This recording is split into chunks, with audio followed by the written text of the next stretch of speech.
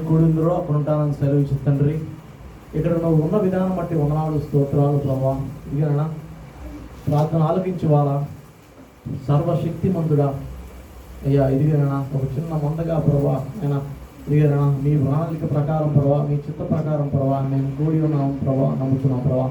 ఇదిగేనా మీ యొక్క వాక్యం ప్రభా ప్రకటించబోచుండగా తండ్రి అయ్యా, నన్ను మీ ప్రియ కుమారుడు యేసు క్రీస్తు యొక్క సిలువను నాయన, ఆ యొక్క సిలువ ముందు ఉండి ప్రభా నేను వెనక ఉండి ప్రభా నన్ను వగరపరిచి ప్రభా ప్రతి ఒక్కరితో ప్రభా మీరే మాట్లాడుదురు కాకుండా వేడుకుంటూ ఇదేనా ఈ నోట నా మాట ఉంచి నా చేతి నీరుతో నిన్ను కప్పి ఉన్నానని చెప్పి నీరుగా ప్రభా ఆ వాగ్దానాన్ని ప్రభా ఈరోజు నెరవేర్చదు కాక వేడుకుంటూ అదే రీతిగా నేను ఆది ఎందు వాక్యం ఉండను, వాక్యము దేవుని యొద్ద ఉండను, వాక్యము దేవుడే ఉండడు అని చెప్పినట్టుగా ప్రభా ఇదేనా అతడు తన వాక్కును పంచి వారిని బాగుపరచదు అని చెప్పినట్టుగా ప్రభా ఇదేనా నా ద్వారా ప్రభావ ఇది ఆ వాక్యం ప్రభావ ఇదిగా మీ యొక్క పరిశుద్ధ గ్రంథమైన లేఖనం ద్వారా ప్రభావ మీ యొక్క వాక్యం ప్రభావ ప్రతి ఒక్కరి యొక్క హృదయాల్లో నేను నాటుకున్నట్టు ప్రభావ 30 60 100 ఫలించదు కాకుండా మరి ముఖ్యంగా ప్రభావ ప్రతి ఒక్కరు ప్రభావ ఇక్కడ కూడిన ప్రతి ఒక్కరు ప్రభావ మీ యొక్క సన్నిధి మీ యొక్క తాకుదల నేను అనుభవించుటకు ప్రభావ సహాయించడం వేడుకుంటూ నజరేయుడైన యేసుక్రీస్తు నామమున మిక్కిలి విధంగా వేడుకుంటున్నాము తండ్రి, ఆమేన్. దేవునికి స్తోత్రం, దేవునికి మహిమ కలుగును గాక. మన ప్రభువును మన రక్షకుడైన యేసుక్రీస్తు నామమున మీ అందరికీ శుభములు, వందనాలు తెలియజేసుకుంటున్నాను. దేవుడు మనల్ని ప్రేమించి మనకిచ్చిన శ్రేష్టమైన సమయాన్ని బట్టి మనందరం దేవునికి మనస్ఫూర్తిగా వందనాలు తెలియజేసుకున్నాం. మరి ఈ దినం ప్రార్థనాపూర్వకంగా మరి దేవుని చిత్తానుసారంగా మరి సిద్ధపడిన ఏర్పాటు చేయబడిన వాక్య భాగం కీర్తనల గ్రంథం 51వ అధ్యాయము. దీన్ని 51 సంకీర్తన అని కూడా అంటారు. మనందరికీ తెలిసిన రీతిగా ఈ కీర్తన రచించింది దావీదు మహారాజు గారు. దావీదు మహారాజు గారు బేత్షెబాతో పాపము చేసిన తర్వాత, బేత్షెబా యొక్క భర్తను చంపించిన తర్వాత దేవుడైన యెహోవా నాతాను ప్రవక్తను పంపించి దావీదును గద్దించి దావీదుకు రాబోయే శిక్షను తెలియజేసిన తర్వాత దావీదు పశ్చాత్తాపపడుతూ ఏడుస్తూ కన్నీటితో లిఖించిన కీర్తనే ఈ యొక్క 51వ కీర్తన. ఈ యొక్క కీర్తన అనేక మంది యొక్క విశ్వాసాలకు ఎంతో మాదిరిగా ఉంటుంది. తప్పు చేయబోయే వాళ్ళకి సరిదిద్దుకునే విధంగా, తప్పు చేసిన వాళ్ళకి ఈ యొక్క కీర్తన తప్పు చేయకుండా చూపిస్తుంది. ఈ యొక్క కీర్తనలో దేవుని యొక్క కృపను, దేవుని యొక్క కనికరమును, దేవుని యొక్క వాత్సల్యతను, దేవుని యొక్క కరుణా వాత్సల్యతను ఈ యొక్క కీర్తన తెలియజేస్తుంది. ఎవరండి ఈ కీర్తన రాసింది? దావీదు మహారాజు. ఎవరి దావీదు? దావీదు యెష్షయి కుమారుడు. యెష్షయి కుమారులో కడసారి వాడు, చక్కని నేత్రములు కలిగిన వాడు, బహు ఎర్రటి వాడు. దావీదు బహు ధైర్యవంతుడు, గొల్యాతును ఎదిరించిన వాడు, జీవం కలిగిన దేవుని యొక్క సైన్యమును తిరస్కరించుటకు ఈ సున్నతి లేని ఫిలిస్తీయుడు ఎంతటి వాడు అని చెప్పి ధైర్యంగా ఎదుర్కొన్నాడు. దావీదు ఒక యుద్ధశూరుడు. ఏమండి? దావీదు యుద్ధశూరుడు. ఇశ్రాయేలీయుల యొక్క స్త్రీలు ఏమని చెప్తారు? దావీదు సౌలు 10,000 కొలదియు, దావీదు 1,000 కొలది, 10,000 క్షమించండి, సౌలు 1,000 కొలదియు, దావీదు 10,000 కొలదియు ఫిలిస్తీయులను హతము చేసిరి అంటారండి. దావీదు బహు మంచి లిరిక్ రైటర్, అంటే మంచి కీర్తనలు బాగా రాస్తాడు. దావీదు ఒక మంచి మ్యూజిక్ డైరెక్టర్. దావీదు గనక ఒక మంచి మ్యూజిక్ గనక ప్లే చేశాడంటే సౌలులో ఉన్న దురాత్మలు పారిపోయేవి. దావీదు మహారాజు దేవుని మనస్ఫూర్తిగా కీర్తించే వ్యక్తి. దావీదు మహారాజు దేవుని వాక్యమును దివారాత్రం ధ్యానించే ఒక వ్యక్తి. దావీదు మహారాజు దేవుణ్ణి మనస్ఫూర్తిగా ప్రార్థన చేసే వ్యక్తి. దావీదు మహారాజు దేవుని కోరుకున్న వ్యక్తి. సమూయేలు పంపించినప్పుడు సమూయేలుతో దేవుడు ఏమంటాడు? నేను కోరుకున్న వ్యక్తి ఇతడే. ఏమండి? ఇశ్రాయేలీయులకి రెండవ రాజుగా దేవుడు దావీదును ఎన్నుకున్నాడు. ఏమండి, దావీదుకి ఏమండి దేవుని మందిరాన్ని కట్టడానికి ఒక మంచి ఆలోచన వచ్చింది మొట్టమొదటిగా. ఇప్పుడు ఇన్ని ఆలయాలు ఉన్నాయి, ఇన్ని మందిరాలు ఉన్నాయి, కానీ మొట్టమొదటి ఆలోచన వచ్చింది దావీదు మహారాజు గారికి. తన దగ్గర ఉన్న సొంత బంగారము, తన దగ్గర ఉన్న సొంత వెండిని దేవుని మందిరానికి ఇచ్చాడు. ఎంత భక్తిపరుడండి. మనం ఎప్పుడైనా దేవుని మందిరానికి బంగారం ఇచ్చామా? వెండి ఇచ్చారా? ఇచ్చినారంటే చేతులు ఎత్తండి. ఏమండి, మనం ఎంతో కొంత చేయగలం, కానీ దావీదు యొక్క భక్తి ఎంతో చూడండి. దావీదు వివాహితుడు, దావీదుకి సంతానం కలిగి ఉన్నది.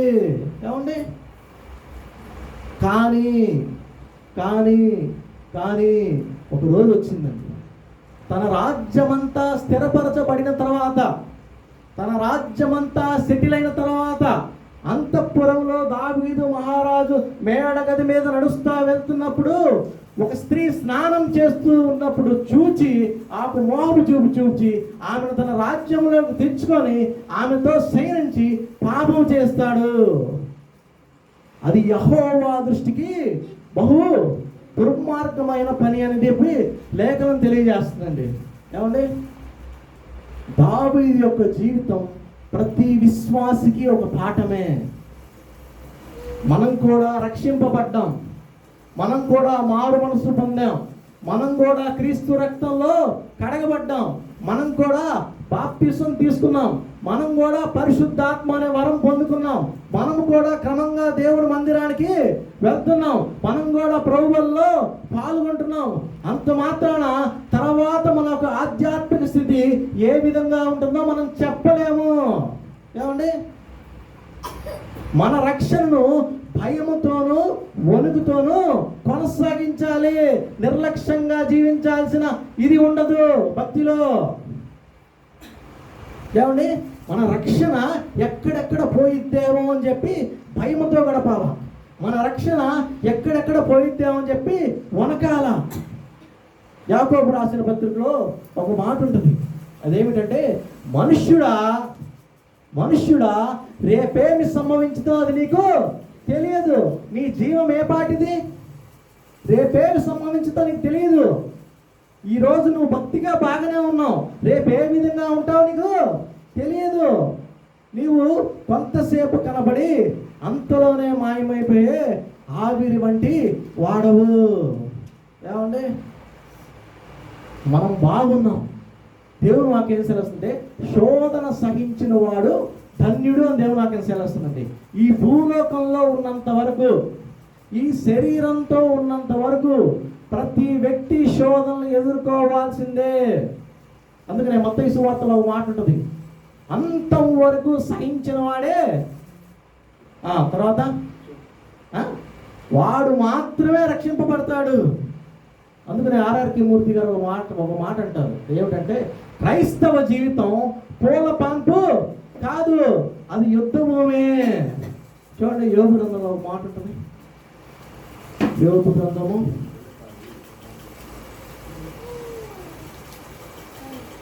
4వ గ్రంథం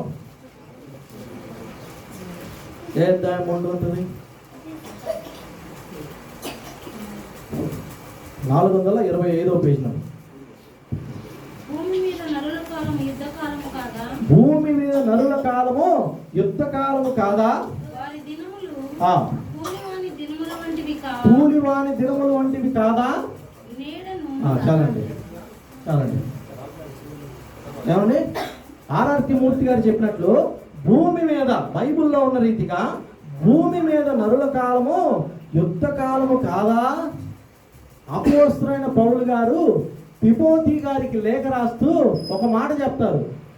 క్రీస్తు యేసు యొక్క మంచి సైనికుడి వల్లే నాతో కూడా సుఖాన్ని అనుభవించు అంటున్నారా? ఏం చెప్పా? క్రీస్తు యేసు యొక్క మంచి సైనికుడి వల్లే నాతో కూడా సుఖాన్ని అనుభవించు. సుఖాన్న శ్రమను అనుభవించు అంటాడండి. ఏమండి, అపోస్తలుడైన పౌలు గారు కూడా ఒక మంచి మాట అంటారు. అదేమిటంటే, మంచి పోరాటము నేను పోరాడి తిని, నా పరువు కడముట్టించి తిని, నా విశ్వాసము నేను కాపాడుకునేది ఏంది? విశ్వాసము కాపాడుకునేది ఏంది అంటే, విశ్వాసము సరిగ్గా కాపాడుకోకపోతే విశ్వాసం పోయితేనే లెక్క కదండి. అపోస్తలుడైన పౌలు అంటున్న మాట అది. అపోస్తలుడైన పౌలు గారు దేవుని యొక్క దర్శనాన్ని పొందుకున్న వ్యక్తి, దేవుని డైరెక్ట్గా చూసిన వ్యక్తి, దేవుని యొక్క వెలుగును చూసిన వ్యక్తి, దేవుని యొక్క స్వరాన్ని విన్న వ్యక్తి. దేవుడు మాట్లాడతాడు, పౌలా సౌలా సౌలా నీవేళ నన్ను హింసిస్తున్నావు, నీవు ఏమి హింసిస్తున్నావు పౌలు అంటే, పౌలు గారు ఏమంటారు, ప్రభువా నీవు ఎవరు ప్రభువా అంటే, నీవు నన్ను హింసించుతున్నా క్రీస్తుని అంటాడండి.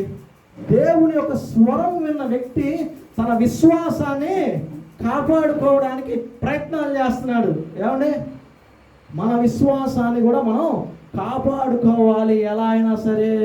ఏమండి, ఒక అవిశ్వాసి పాపము చేసినప్పుడు, లేకపోతే పాపములో పడినప్పుడు తన జీవితంలో ఎటువంటి పశ్చాత్తాపం అనేది పడడు. అర్థమవుతున్నాయి ఆ మాటలు? ఒక అవిశ్వాసి పాపము చేసినప్పుడు అతని జీవితంలో ఎటువంటి పశ్చాత్తాపం ఉండదు.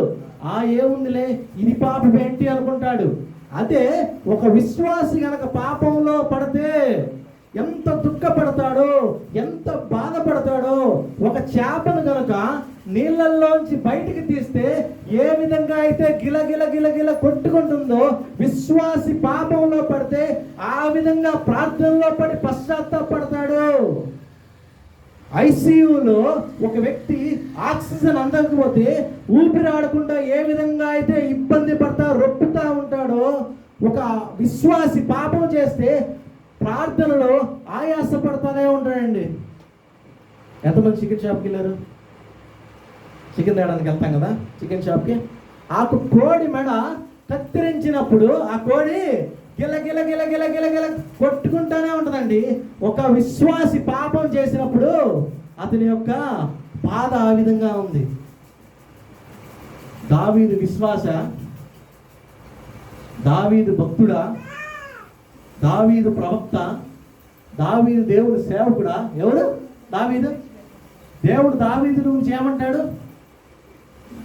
దావీదు నా హృదయానుసారుడు. దావీదు దేవుని యొక్క హృదయం లోపలికి వెళ్ళిపోయిన వ్యక్తి. ఆ వ్యక్తి తప్పు చేసినప్పుడు ఏమండి, ఆ వ్యక్తి తప్పు చేసినప్పుడు గిల గిల గిల గిల కొట్టుకుంటా రాసిన కీర్తనే ఈ యొక్క 51వ కీర్తన. ఏమండి, అభిషిక్తులు, దేవుని యొక్క సేవకులు, దేవుని యొక్క హృదయానుసారులు ఒకవేళ తప్పు చేసిన వారి యొక్క దోషం అధికంగా ఉంటుంది. పాత నిబంధనలో మనం చూసినట్లయితే ఒక యాజకుడు ఏదైనా పాపము చేసినప్పుడు ఒక కోడె దూడను పాప పరిహారార్థ బలిగా ఇవ్వాలి. ఏమి ఇవ్వాలా? ఒక యాజకుడు తప్పు చేస్తే దేని బలి ఇవ్వాలా? ఒక కోడె దూడను పాప పరిహారార్థ బలిగా ఇవ్వాలా. ఇశ్రాయేలీల సర్వ సమాజం అంతయు పాపం చేస్తే ఆ యాజకుడే ఒక కోడె దూడను ఏం చేయాలా? వధించాలా. నా మాటలు మీకు అర్థమవుతున్నాయో లేదో వినండి, జాగ్రత్త వినండి, డిస్టర్బ్ చేయద్దు. ఒక యాజకుడు పాపం చేసినప్పుడు ఒక కోడె దూడను వధించాలి. ఇశ్రాయేలీయులు సర్వ సమాజం అంతా పాపం చేసినా కూడా ఒక కోడె దూడను వధించాలి. అంటే ఒక అభిషిక్తుడు, ఒక దైవజనుడు పాపం ఈక్వల్ టు ఇశ్రాయేలీల సర్వ సమాజమే. ఏమండి, ఇంతకి దావీదు చేసిన తప్పేంటి? దావీదు చేసిన తప్పేంటి? ఏమండి, జనరల్గా మన భారత రాజ్యాంగం ప్రకారం కొన్ని సెక్షన్స్ కొన్ని ఉంటాయి. ఐపీసీ సెక్షన్ 302 ప్రకారం, ఐపీసీ సెక్షన్ 402 ప్రకారం, 420 ప్రకారం ఉంటాయి. అలాగే ధర్మశాస్త్రంలో అనేకమైన ఆజ్ఞలు ఉన్నాయి. దానిలో కొన్ని ఆజ్ఞలు దావీదు గారు మీరి ఉన్నారు. అందులో మొదటిది దొంగిలింపకూడదు. దావీదు మహారాజు తన వద్ద నమ్మకంగా పనిచేస్తున్న సైనికుని భార్యను దొంగిలించి ఏమంటే ఆమెను తన భార్యగా తెచ్చుకొని పెట్టుకున్నాడు. ఇంట్లో దొంగిలించాడు. రెండవదిగా వ్యభిచరించకూడదు. దావీదు మహారాజు గారు తన దగ్గర ఉన్న నమ్మకమైన సైనికుడు భార్యతో వ్యభిచారించి ఉన్నాడు. నరహత్య చేయకూడదు. మూడవది, దావీదు మహారాజు తన దగ్గర పనిచేస్తున్న నమ్మకమైన సైనికుడిని చంపించాడు. తన పొరుగు వారి దాన్ని దేనిని ఆశించకూడదని బైబిల్లో రాయబడి ఉంటుంది. తన దగ్గర నమ్మకంగా పనిచేస్తున్న ఏమండి సేవకుని యొక్క భార్యను ఆశించి ఇంటికి పిలిపించుకొని ఆమెతో పాపం చేసి ఉన్నాడు. ఏమండి ఈరోజు లేఖనం మనతో కూడా మాట్లాడుతుందండి. ఏమండి నీ దగ్గర నమ్మకంగా ఉన్న వ్యక్తులతో నువ్వు ఏ రీతిగా ప్రవర్తిస్తున్నావు? నీ భార్యకు నువ్వు నమ్మకంగానే ఉంటున్నావా? నీ భర్తకు నువ్వు నమ్మకంగానే ఉంటున్నావా? నీ స్నేహితులకు నువ్వు నమ్మకంగానే ఉంటున్నావా? నీ బంధువులకు నువ్వు నమ్మకంగానే ఉంటున్నావా? నీ తల్లిదండ్రులకి నువ్వు నమ్మకంగానే ఉంటున్నావా? నీ యొక్క బిడ్డలకు నువ్వు నమ్మకంగానే ఉంటున్నావా? నువ్వు ఏ రీతిగా ఉంటున్నావు? నమ్మకమైన వానికి దేవుడు మెండుగా దీవెనలు ఉంటాయి. ఏమండి బయట ప్రపంచం బాగలేదు. నేను పాలిటెక్నిక్ చేశానండి. వినండి, నేను పాలిటెక్నిక్ చేసినప్పుడు ఒంగోలు దామచర్ల ఆంజనేయులో చేసినప్పుడు అనేక మంది నాన్ లోకల్స్ వచ్చేవాళ్ళు. విజయవాడ నుంచి, విజయనగరం నుంచి, శ్రీకాకుళం నుంచి, రకరకాల ఏరియాల నుంచి వచ్చేవాళ్ళు. కొంతమంది నా స్నేహితులు ఉండేవాళ్ళు. వాళ్ళు రూమ్స్లో ఉండేవాళ్ళు. బయట నుంచి వచ్చేవాళ్ళు కదా, చదువుకోవడానికి రూమ్స్ తీసుకునే ఉండేవాళ్ళు అనమాట. అయితే సెలవులు వచ్చినప్పుడు ఒక వ్యక్తి సెలవులు వచ్చినప్పుడు ప్రతి ఒక్కళ్ళు ఎక్కడికి వెళ్తారు? ఎవరింటికి వాళ్ళు వెళ్ళిపోతారు. అయితే నాకెందుకో మా కాలేజ్ దగ్గర పని దగ్గర పడి మా కాలేజ్ దగ్గరికి వెళ్తున్నప్పుడు ఒక వ్యక్తి నాకు కనపడ్డాడు. నేను అడిగాను, అంటే మరీ క్లోజ్ ఫ్రెండ్ ఏం కాదు, జాగ్రత్తగా ఉంటాం, మరీ క్లోజ్ ఫ్రెండ్ ఏం కాదు, ఇక్కడ నువ్వు ఏం చేస్తున్నావు? సెలవులు ఇచ్చారు, అందరూ ఇంటికి వెళ్ళిపోయారు, నువ్వు ఇక్కడ ఏం చేస్తున్నావు అంటే అతను ఇచ్చిన నాకు సమాధానం ఏంటంటే, మా ఇంటి ఓనర్ కూతురు జీవితాన్ని నాశనం చేసి కానీ నేను ఎక్కడికి వెళ్ళను బయటికి అన్నాడండి. అదవుతుందా? మా ఇంటి ఓనర్ వాళ్ళ కూతురు నాశనం చేసి కానీ నేను బయటికి వెళ్ళన్నానండి. ఏమండి చూడండి దినాలు ఏ విధంగా ఉన్నాయో. ఏమండి నీ యవనేచ్ఛలను విడిచి పారిపోము, ప్రభువునకు ప్రార్థన చేయు వారితో కూడా నీతిని, విశ్వాసమును, ప్రేమను వెంటాడము. నీ యవనేచ్ఛలను విడిచి పరిగెత్తుకుంటా ఉండాలి. ఎక్కడికి వెళ్ళాలి? ఒట్టి ప్రార్థన చేస్తే సరిపోదు. పవిత్ర హృదయులై ప్రభువునకు ప్రార్థన చేయు వారితో కూడా యవనేచ్ఛలు విడిచిపెట్టి ప్రేమను, నీతిని, విశ్వాసమును, సమాధానం మనం వెంటాడి పట్టుకోవాలి. ఏమండి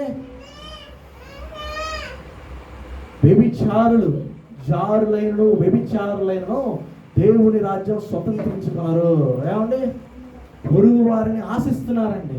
ఏమండి పొరుగు వారి యొక్క శరీరాలని ఆశిస్తున్నారండి అనేక మంది.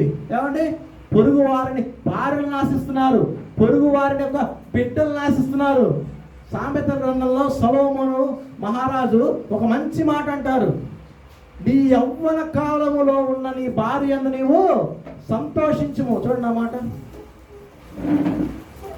సామెతల గ్రంథము 5వ అధ్యాయం 18వ వచనం.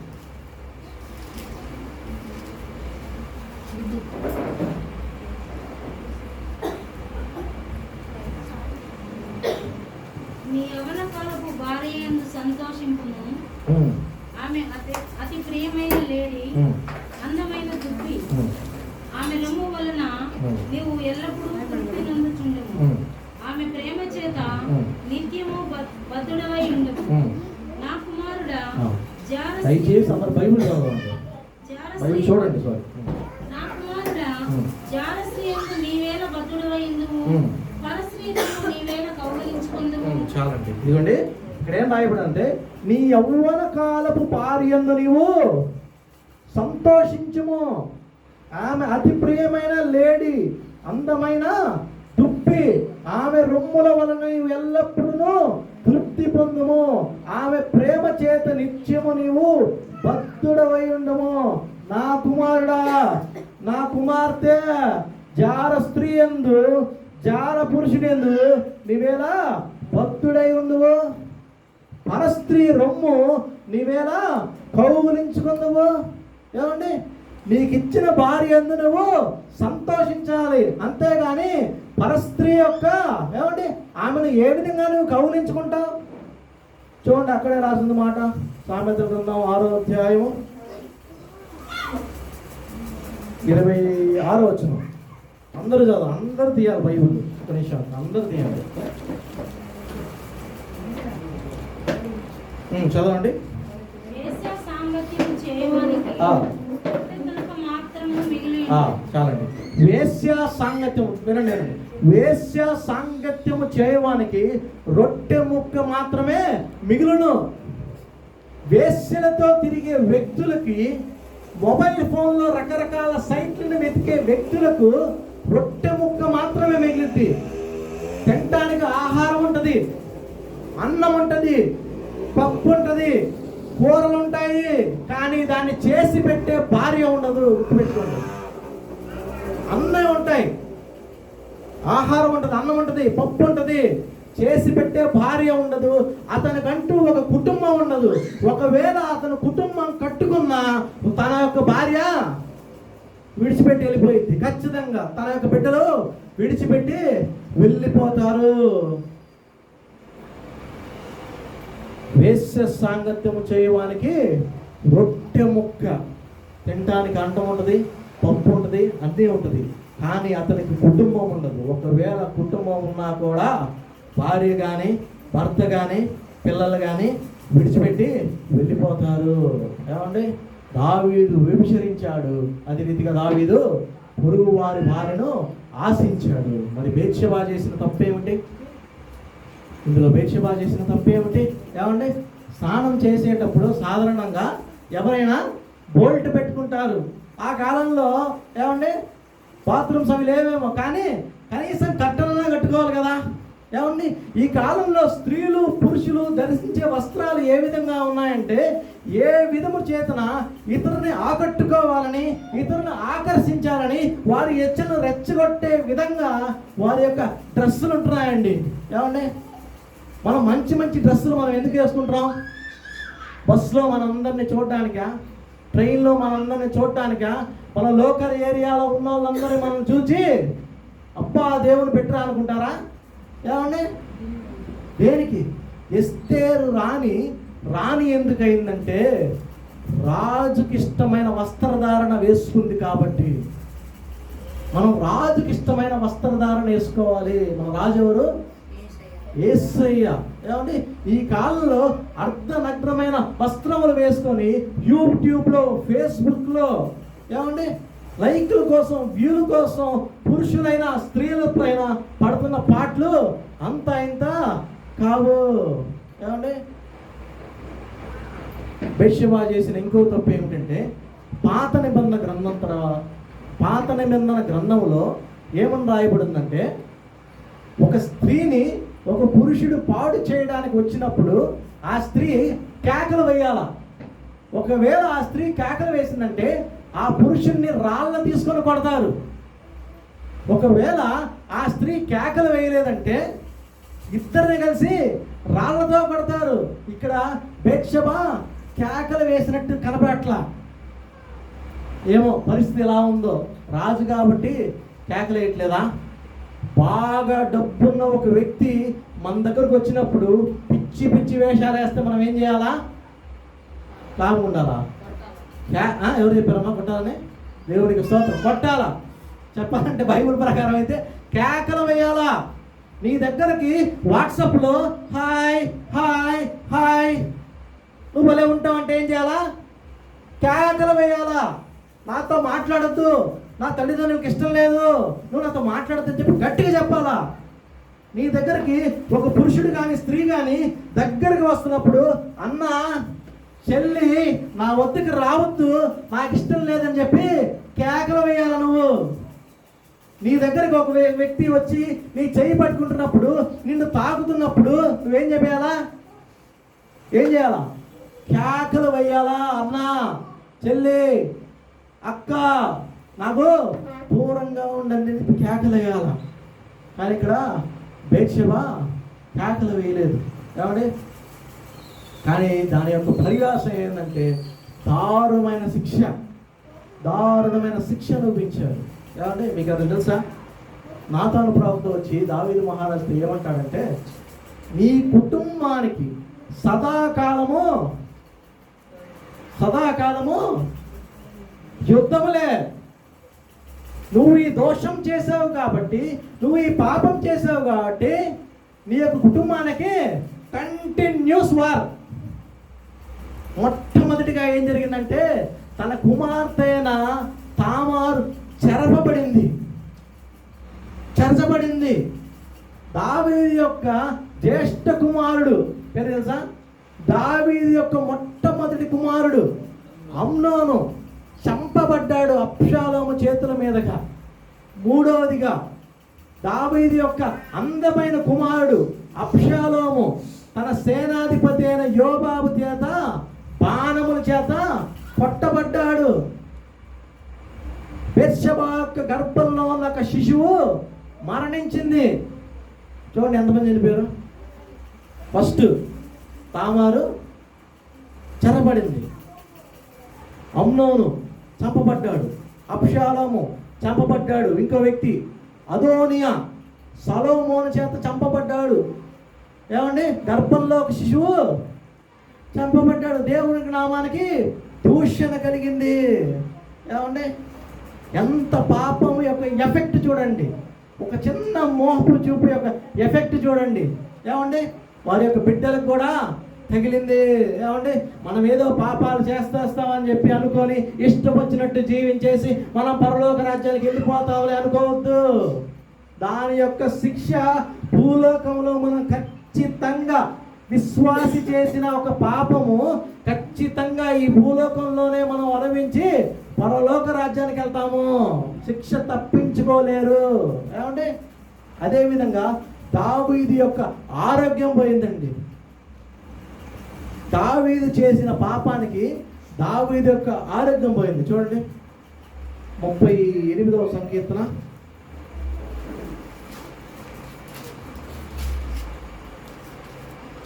2 పురుషులు ఎవరైనా చదవండి. 38:3. నీ కోపాగ్ని వలన ఆరోగ్యము నా శరీరమును విడిచి. దయచేసి అందరూ బైబిల్ చదవండి. మాట్లాడుకోండి. బైబిల్ చదవండి. నీ కోపాగ్ని వలన ఆరోగ్యము నా శరీరమును విడిచిపోయేది. నా పాపమును బట్టి నా ఎముకలలో స్వస్థత లేదు. నా దోషములు నా తల మీదుగా పొర్లిపోయినవి. నేను మోయలేని బరువు వలె అవి నా మీద మోపబడి ఉన్నవి. నా మూర్ఖత వలన కలిగిన నా గాయములు దుర్వాసన గలవై స్రవించుచున్నవి. నేను శ్రమ చేత మిక్కిలి కృంగి ఉన్నాను. దినమెల్ల దుఃఖాక్రాంతుడనై సంచరించుచున్నాను. నా నడుము తాపముతో నిండి ఉన్నది. నా శరీరములో ఆరోగ్యం లేదు. చదవండి. నేను సొమ్మసిల్లి బహుగా నలిగి ఉన్నాను. నా మనోవేదనను బట్టి కేకలు వేయుచున్నాను. ప్రభువా, నా అభిలాష అంతయు నీకే కనబడుచున్నది. నా నిట్టూర్పులో నీకు దాచబడి ఉండలేదు. నా గుండె కొట్టుకొనుచున్నది. నా బలము నన్ను విడిచిపోయాను. నా కను దృష్టి తప్పిపోయాను. చాలండి.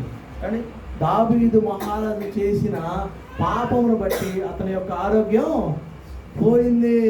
ఏమండి? ఈ దేహం దేవుని యొక్క ఆలయం, ఆత్మకు నివాసం. ఎవరైనా ఈ యొక్క దేహం అనే దేవుని ఆలయాన్ని పాడు చేస్తే దేవుడు ఆ వ్యక్తిని పాడు చేస్తాడు. అనేక మంది వ్యక్తులు తమ దేహానికి రకరకాలమైన వాట్లకు దుర్వ్యసనాలకు తమ యొక్క శరీరాలు వాడి ఏమంటే ఎందుకు పనికి రాకుండా అయిపోతున్నారు. 30 ఏళ్ళకి 40 ఏళ్ళకే మూలన పడిపోతున్నారు. ఏమండి? కొంతమంది సిగరెట్ అని, కొంతమంది మందని, కొంతమంది ఏమొచ్చి వచ్చింది బూస్ట్ అంట, కైని అంట. అది వేసుకొని చప్పరించి ఏమండి దేహం అనే దేవుని ఆలయాన్ని పాడు చేసే ఒక వ్యక్తికి ఏమండి ఆరోగ్యం ఉండదు. ఏమండి ఇక్కడ దావీదు మహారాజు యొక్క ఆరోగ్యం కూడా పోవడం మనం చూస్తున్నామండి. దావీదు ఎన్ని సంవత్సరాలు బతికున్నాడు అనుకుంటున్నారు మీరు? గెస్ చేయండి. గెస్ అంటున్నారు, ఖచ్చితంగానే కాదు. సుమారు దావీదు మహారాజు ఎన్ని సంవత్సరాలు బతుకుంటారు? దావీదు మహారాజు గారు బైబిల్ ప్రకారం 70 సంవత్సరాలు బతికారు. 30 సంవత్సరాలకి ఇశ్రాయేలుకి రాజుగా ఎన్నుకోబడ్డాడు. 40 సంవత్సరాలు ఆ సింహాసనం మీదే పరిపాలన చేశాడు. 70 సంవత్సరాలకు మరణించాడు. నేనేమనుకుంటానంటే ప్రస్తుతానికి కూడా 70 సంవత్సరాల కన్నా ఎక్కువగా బతికే మంది చాలా మంది ఉన్నారు. అర్థమవుతున్నాయి నా మాటలు? 70 సంవత్సరాలు బతికిన వ్యక్తులు మేము చూసాము నా చేతి కదండి. 70 సంవత్సరాలు పైబడిన వ్యక్తులను మేము బతుకున్నప్పుడు నేను చూశానని చెప్పండి. దావీదు మహారాజు 70 సంవత్సరాలే బతికాడు. ఈ పాపం కనుక చెయ్యకపోయి ఉండినట్లయితే కనీసం 100 సంవత్సరాలు బతుకుండేవాడని చెప్పి నేను అనుకుంటున్నా. చూడండి, ద్వితీయోపదేశ కాండం చూడండి. ఎక్కడుంటుందండి ద్వితీయోపదేశ కాండం? బైబిల్లోనేనా? 34వ అధ్యాయము 7వ వచనం. బైబిల్స్ తీసి చదవండి, మీకు అర్థమవుతుంది. లేకపోతే నేను చెప్పేది అంత అర్థం కాదు మీకు.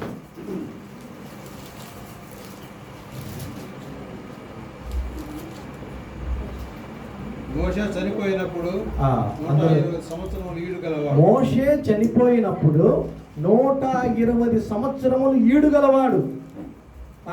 అతనికి దృష్టి మాంద్యము లేదు. అతనికి సత్తువ తగ్గలేదు. కలద్దాలు లేవంట మోషేకి. ఎప్పుడు? 120 సంవత్సరాల తర్వాత మోషేకి సత్తువ తగ్గలేదంట, ఇంకా పని చేయగలంట. ఏది? 120 సంవత్సరాలకి. ఏమండి, ఎందుకంత స్ట్రాంగ్గా ఉన్నాడు? ఎందుకంత బలంగా ఉన్నాడు?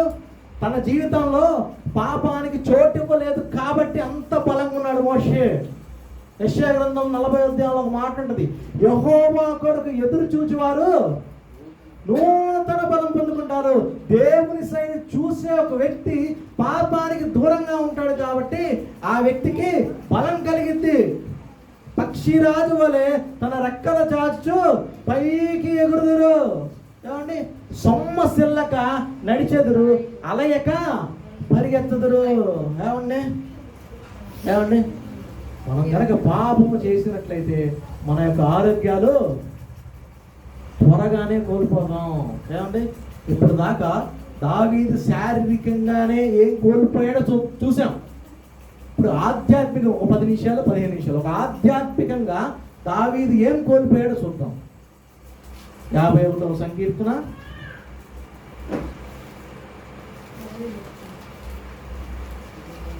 10వ వచనం. దేవా నా యందు శుద్ధ హృదయం కలుగజేయము. నా అంతరంగంలో స్థిరమైన మనస్సును నూతనముగా పుట్టించుము. స్థిరమైన మనస్సు. ఒక వ్యక్తి స్థిరంగా ఎప్పుడుంటాడు? పాపానికి చోటిచ్చేవాడు స్థిరంగా ఉండడు, చంచలుడుగా ఉంటాడు. యేసుక్రీస్తు ప్రభువు వారు కొండ మీద ప్రసంగం చెప్పిన తర్వాత ఒక మాట అంటాడు. అదేమిటంటే, వినండి, అయిపోతుందండి. ఈ నా మాటలు విని ఆ ప్రకారం చేయువాడు బండ మీద తన ఇల్లు కట్టుకుని బుద్ధిమంతుని పోలినవాడు. వాన కురిసెను, వరదలు వచ్చెను, గాలి విసిరి ఆ ఇంటి మీద కొట్టెను, కానీ ఆ ఇల్లు బండ మీద నిలిచెను గనక ఏమైంది? ఆ ఇంటికి ఏమి కాలేదు, స్థిరంగా ఉంది. అదే యేసయ్య మాటలు విని ఆ ప్రకారం చేయకపోతే మనకి స్థిరత్వం ఉండదు. ఏమండి, స్థిరత్వంతో కోసం ఎదురు చూసే వాళ్ళకి ఒక మాట దావీదు గారు 1వ కీర్తనలో చెప్తారు, దుష్టుల ఆలోచన చొప్పున నడవక చెప్పండి.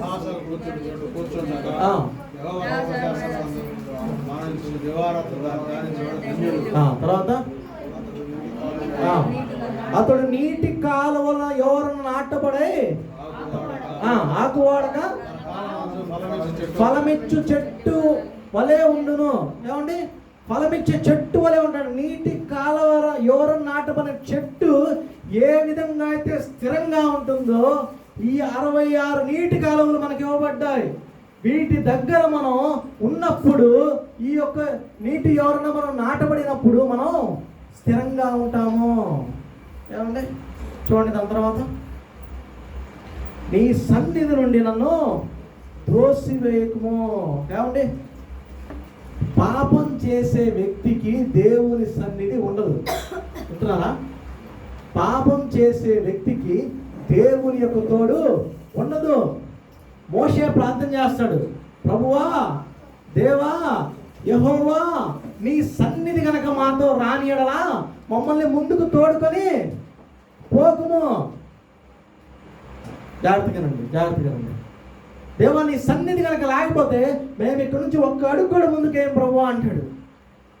ఇశ్రాయేలు ప్రజలు దేవుడైన యెహోవా ఐగుప్తు నుంచి కానాను దేశానికి నడిపించేటప్పుడు దేవుణ్ణి విసిగిస్తానే ఉన్నారు. మోషే, నేను మీతో రాను మోషే, మీరు నన్ను విసిగిచ్చేస్తున్నారు మోషే. పగలు మేఘస్తంభంలోను, రాత్రి అగ్ని స్తంభంలోను నా సన్నిధి కనుక మీకు ఉన్నది, కానీ మీరు నన్ను విసిగిచ్చేస్తారు, నా సన్నిధి ఇంక మీతో రాదంటే, ఒకవేళ నేను మీతో వచ్చిన మిమ్మల్ని చంపివేస్తానేమో మోషే, నాకు భయంగా ఉంది, నేను మీతో రాను అని చెప్పినప్పుడు మోషే ప్రార్థన చేస్తారు. ఏమని? నీ సన్నిధి నాతో రానియడలా ఏమని మమ్మల్ని ఒక్కడికి కూడా ముందుకు కలిగేద్ది అంటారండి. ఇక్కడున్న బిడ్డల్ని యేసుక్రీస్తు నామమున బతిమలాడుతున్నా, దేవుని యొక్క సన్నిధి లేకుండా ఈ ప్రాంతం విడిచి మీరు వెళ్ళద్దు. దేవుని యొక్క సన్నిధితోనే బయటికి వెళ్ళండి. దేవుని సన్నిధి లేకపోతే ఏ విధంగా ఉంటుందో చూడండి. ఆదికాండము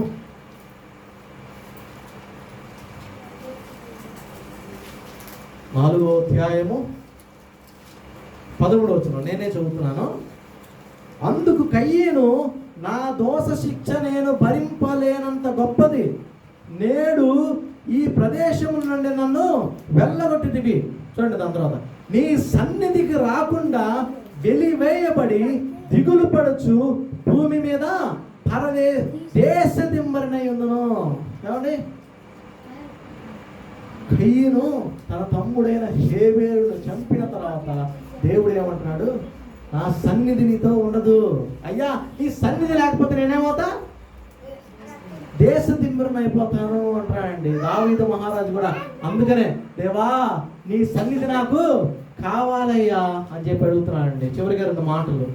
51వ సంకీర్తన, నీ సన్నిధిలో నుండి నన్ను త్రోసివేయకు, నీ పరిశుద్ధాత్మను నా యొద్ద నుండి తీసివేయకము.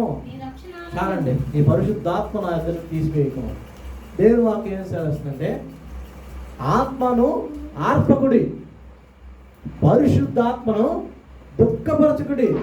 చాలా మంది పాస్టర్స్, చాలా మంది దేవుని సేవకులు ఏమంటున్నారంటే, వాళ్ళకి అభిప్రాయం ఏంటంటే, పాత నిబంధన కాలములో పరిశుద్ధాత్మ దేవుడు పైనుంచి కిందకి వచ్చి తన యొక్క కార్యము జరిగించి వెళ్తారు. కానీ కొత్త నిబంధనలో యేసుక్రీస్తు ప్రభువారు వేడుకుంటున్నాడు, నేను తండ్రిని వేడుకొందును, మీ యొద్ద ఎల్లప్పుడూ ఉండుటకై నేను ఆదరణకర్తను మీకు ఇస్తున్నాను. ఏమండి, ఎవరైతే రక్షింపబడతారో, ఎవరైతే మారు మనసు పొందుతారో వారికి దేవుడు పరిశుద్ధాత్మ అనే వరం అనుగ్రహింపబడతాడు. ఎవరైనా ఎంతమంది కారులో వెళ్ళారు? కారెక్కారు? ఎంతమంది కారెక్కారు? సీట్ బెల్ట్ పెట్టుకోకపోతే ఒక సౌండ్ వస్తుంది, మీరు గమనించారా? టింగ్ టింగ్ టింగ్ టింగ్ అని వస్తుంది. అదేవిధంగా మనం పాపము చేయబోతున్న ఒక సమయంలో, శోధనలో ప్రవేశిస్తున్న ఒక సమయంలో పరిశుద్ధాత్మ దేవుడు ఒక వ్యక్తిని హెచ్చరిస్తాడు. ఒకవేళ ఆ వ్యక్తి పాపం చేసినా కూడా తెలుసో తెలియకో పరిశుద్ధాత్మ దేవుడు ఒక వ్యక్తిని పశ్చాత్తాపంలో నడిపించేంత వరకు ఊరుకోడు. అర్థమవుతుందండి మాటలు? పరిశుద్ధాత్మ దేవుడు మనం పరలోక రాజ్యానికి వెళ్ళేంత వరకు పరిశుద్ధాత్మ చేత మనం ముద్రింపబడి ఉన్నాము. అంత సామాన్యంగా పరిశుద్ధాత్మ దేవుడు ఒక వ్యక్తిని విడిచి వెళ్ళడు అండి. ఈ మధ్య కొన్ని కొత్త విషయాలను తెలుసుకున్నాం. అదేమిటంటే ఒక వ్యక్తిలో దురాత్మ పరిశుద్ధాత్మ అట్ ది సేమ్ టైం ఉండటం నేను గమనించాను. దురాత్మ ఉంటుంది అదే వ్యక్తిలో, పరిశుద్ధాత్మ దేవుడు ఉంటున్నాడు. ఇదేంటి అనుకుంటే నులివెచ్చని స్థితిలో ఉన్న ఒక వ్యక్తి ఆ విధంగానే ఉంటాడు. ఒక సైడ్ పరిశుద్ధాత్మ దేవుడిని వాక్యం పట్టుకుంటాడు, ఇంకో సైడు ఈ లోకాన్ని పట్టుకుంటాడు. ఏమండి, ఆ విధంగా ప్రవర్తించే ఒక వ్యక్తిని దేవుడు ఉమ్మి వేస్తా అంటున్నాడండి. దేవుడు కూడా అటు వ్యక్తిని ఏమి చేయలేడు. సౌలు మహారాజుకి అటు లోకంలో ఆధిక్యత కావాలా, ఇటు దేవుడు కావాలా. దేవుడు సౌలును ఎడబాసాడు. సంసోనుకు కూడా అంటే దెలీలా కావాలా, దేవుడు కావాలా. సంసోను దేవుడు యెహోవా ఆత్మ సంసోనును ఎడబాసింది. ఏమండి, పరిశుద్ధాత్మ దేవుడు మనల్ని హెచ్చరించేటప్పుడు, ఏమండి, పరిశుద్ధాత్మ దేవుని యొక్క మాటలు వినకపోయిన ఎడల పరిశుద్ధాత్మ దేవుడు మనకు అంత సామాన్యంగా అయితే విడిచిపెట్టడు. కానీ ఏమండి, మనం ద్వంద్వంగా ఉంటే మాత్రం విడిచిపెట్టే అవకాశం ఉంది. ఏమండి, ఇక్కడ దావీదు మహారాజు గారు ఏమో ప్రార్థన చేస్తున్నారంటే, పరిశుద్ధాత్మను నా నొద్ద నుంచి తీసివేయము, నీ రక్షణ ఆనందం నాకు మరలా పుట్టించుము. ఏమండి, రక్షణ ఆనందం ఓ పాట, నీలోనే ఆనందం నా దేవా, నీలోనే నాకు జీవం. ఈ పాటలు ఏమున్నాయండి, దావీదు మహారాజు పాడే పాటలు అమోఘంగా ఉండేవి. కీర్తనలన్నీ దాదాపుగా దావీదు రచించినవే. కానీ దావీదు దేవుని స్తుతించలేకపోతున్నాడు, ఆనందంగా పాటలు పాడలేకపోతున్నాడు. ఎందుకు కారణం? తనకిచ్చిన రక్షణ ఆనందాన్ని పోగొట్టుకున్నాడు. రక్షణ, జాగ్రత్తగా, రక్షణ దేవుడు మనకి తెల్లని వస్త్రం అనుగ్రహిస్తున్నప్పుడు, దేవుడు మనకు తెల్లని వస్త్రం అనుగ్రహించినప్పుడు మనం ఇష్టానుసారంగా మనం కనుక ప్రవర్తించామంటే ఆ తెల్లని వస్త్రం ఎట్లా అయింది? మరకలుగా, పిచ్చిగా ఇష్టం వచ్చినట్టు అయిద్దండి. నేను ఒక మాట చెప్తా, వింటారా? రక్షణ పొందని ప్రజలు లక్షల కొలదిగా ఉన్నారు. ఏమండి, చాలా మంది రక్షణ లేక లక్షల మంది ఉంటే రక్షణ పొందుకున్న మనము ఏమండి ఎలా ఉంటున్నాం? ఎలా పడితే అలా ఉంటే ఏమండి మనకు రక్షణ పోయే అవకాశం కూడా ఉంటుందండి. భ్రష్టత్వంలో పోయే అవకాశం కూడా ఉంటుందండి. ఏమండి, భ్రష్టులైన బిడ్డలారా నా యొద్దకు రండి, నేను మీకు తిరిగి మీ యొక్క అవిశ్వాసమును బాగు చేసేదని చెప్పి దేవుడు వాగ్దానం ఇస్తున్నాడండి ఈ దినం మనకి. ఏమండి, ఈ యొక్క రక్షణ ఆనందం నాకు మరలా పుట్టింపు, సమ్మతి మనస్సు కలిగి నన్ను దృఢపడుచుము. అప్పుడు ఎప్పుడు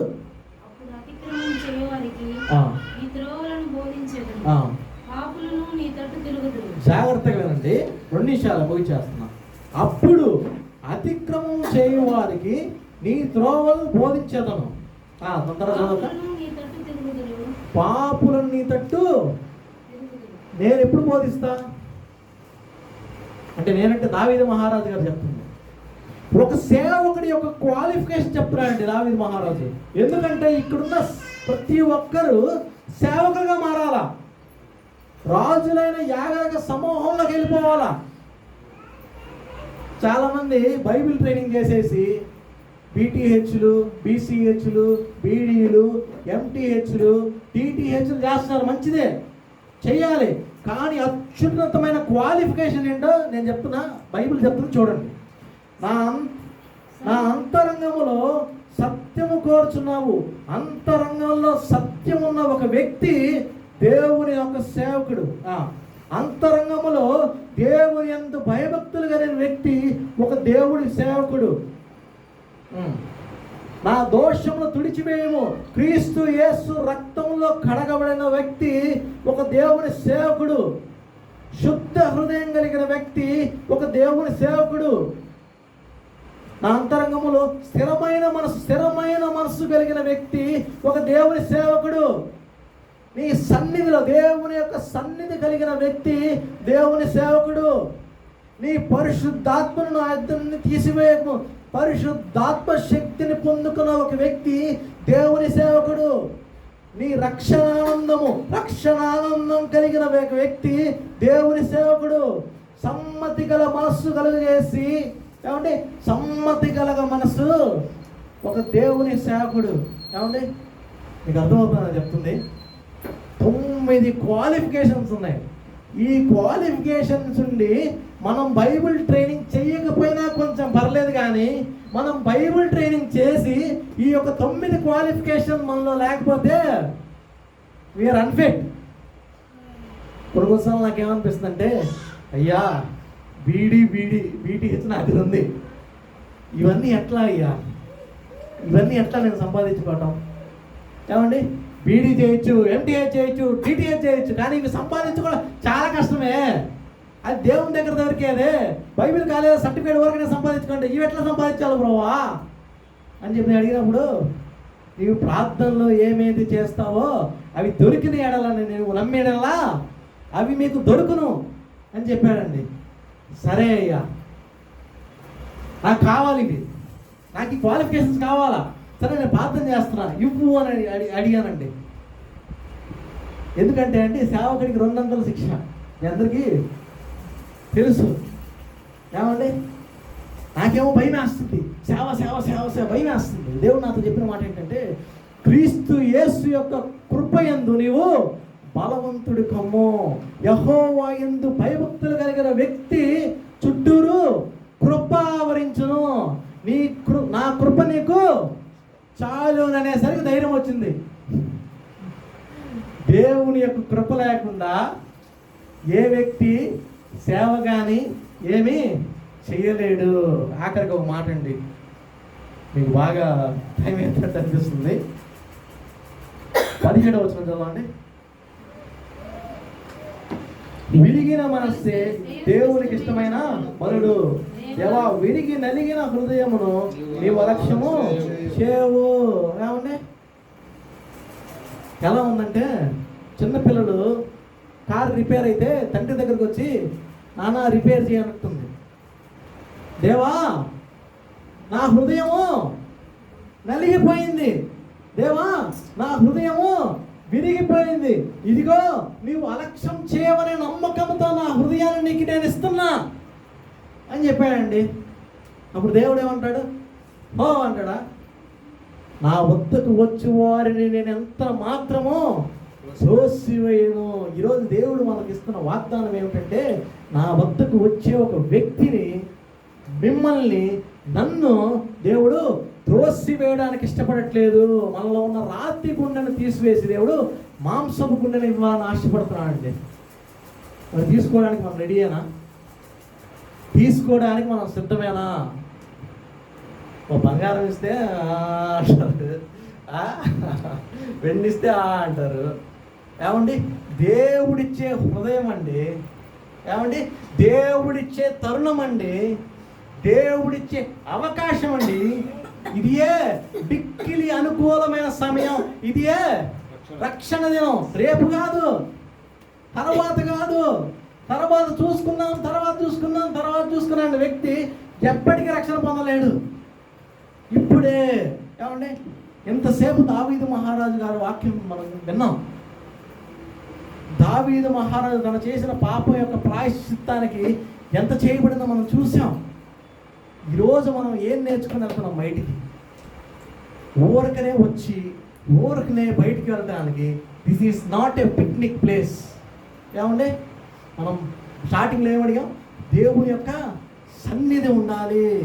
దేవుని యొక్క సన్నిధిలో మీరు ఉన్నారు కాబట్టి దేవుణ్ణి మాత్రం అలక్ష్యం చేసి విడిచిపెట్టి వెళ్ళొద్దు. దయచేసి అందరూ ప్రార్థన చేయాలండి. ఈరోజు నేను ప్రార్థన చేయలేదు, మీరే ప్రార్థన చేయాలి. అందరు లేచి నిల్చోండి. ప్రార్థన చేయండి, ప్రార్థన చేయండి. ఏదో నోటికి దేవుని స్తుతించండి, దేవుడికి ప్రార్థన చేయండి. నేను చేయండి ప్రార్థన, మీరు చేయాలి, మీరు చేయాలి. చిన్నపిల్లలు ఎవరు కాముగా ఉండద్దు, దేవునికి ప్రార్థన చేయాలి. చేయండి, ప్రార్థన చేయండి, ప్రార్థన చేయండి. ఎవరు మౌనంగా ఉండదు, నాకు శబ్దం అసలు ఏమి వినపడలేదు. ప్రార్థన చేయండి. చేసిన పాపాల కోసం పశ్చాత్తాపడండి. దేవాలను క్షమించయ్యా, దేవాలను క్షమించయ్యా. నేను తెలిసి అనేక రీతిగా నేను పాపం చేసి ఉన్నానయ్యా. అయ్యా, నా దోషములను తీసివేయండి అయ్యా. హిమము కంటే తెల్లగా నన్ను కడుగయ్యా అని చెప్పి ప్రార్థన చేయండి. హిస్సోపుతో నన్ను శుభ్రం చేసినట్టు నన్ను శుభ్రం చేయండి అయ్యా అని చెప్పి ప్రార్థన చేయండి. విరిగిన మరిగిన మనస్సు నాకు దయచేయండి అయ్యా అని చెప్పి ప్రార్థన చేయండి. మౌనంగా ఉండద్దు, మౌనంగా ఉండద్దు. అపవాదిని నోటిని మౌనంగా చేస్తున్నాడు, దేవుడు కాదు. నీ నోరు బావిగా తెరుమును, నేను దాన్ని నింపెదను దేవుడు నీతో చెప్తుంటే నువ్వు నోరు ఎందుకు మూసుకుంటున్నావు? మాట్లాడు దేవునితో, మాట్లాడు దేవునితో. నాకు శుద్ధ హృదయం దయచేయ ప్రభా. అయ్యా, నీ రక్తంతో నన్ను కడుగయ్యా, నీ శక్తిని నాకు అనుగ్రహించండి అయ్యా అని ప్రార్థన చేయండి, ప్రార్థన చేయండి. నీ శక్తిని నాకు దయచేయండి అయ్యా. నువ్వు అర్థం కావట్లేదయ్యా, నువ్వు నాకు అర్థం కావట్లేదయ్యా. అయ్యా, నీ యొక్క వాక్యం నాకు అర్థం కావట్లేదు అని చెప్పి అడగండి. దేవుడు అర్థమయ్యే రీతిగా దేవుడు మా యొక్క మనోనేత్రాలను తెరవబడతాయి. అడగండి దేవుడు. నా వద్దకు వచ్చి వారిని ఎంత మాత్రం తోసివేయాలని చెప్పి దేవుడు చెప్తున్నాడు. ప్రార్థన చేయండి, ప్రార్థన చేయండి. మమ్మల్ని మిక్కిలిగా ప్రేమించిన మా ప్రియ పరలోక తండ్రి, వందనాలు, స్తోత్రాలు ప్రభా. ఇదిరా మీరు చెప్పమన్న మాటలు ప్రభా నేను చెప్పి ఉన్నాను ప్రభా. అయ్యా, ఇదిరా మీ పరిశుద్ధ ఆత్మ శక్తితో ప్రభా ప్రతి ఒక్క బిడ్డను తాకి ప్రభా. ఇదిరా ఈ యొక్క మందిరం నుంచి ప్రభా, ఈ యొక్క ఇంటి నుంచి ప్రభా బయటికి వెళ్తున్నప్పటికీ ప్రభా మీ ఆత్మ కార్యాలు ప్రభా నాయన బిడ్డలతో జరిగించగా వేడుకుంటూ ప్రతి ఒక్కరికి ప్రభా ఇదిగా మీ యొక్క రక్షణను, మీ యొక్క రక్షణ ఆనందంలో మారు మనస్సును, బాప్తిసమును ప్రభా స్థిరమైన మనస్సును ప్రభా అయ్యా మీతో ఆనుకుండే జీవితం దయచేదిగా వేడుకుంటూ నజరేయుడైన యేసుక్రీస్తు నామమున మిక్కిలి వినంగా వేడుకుంటున్నాము తండ్రి, ఆమేన్. అందరికీ వందనాలండి, అందరికీ వందనాలు. మరి నాకు ఇచ్చిన సమయాన్ని బట్టి మరి దేవాది దేవునికి అదే రీతిగా మరి కుటుంబ సభ్యులకు మరి తెలియజేస్తున్నాను. మరి కొంచెం సమయం నేను 30 minutes తీసుకుంటానని చెప్పి నేను అనుకున్నాను, కానీ కొంచెం సమయం ఎక్కువైంది. మరి ఇది అలవాటు చేసుకుంటారని నేను కోరుకుంటున్నాను. మరి సమయాన్ని మరి అధ్యక్షుల వారికి అప్పగిస్తున్నాను.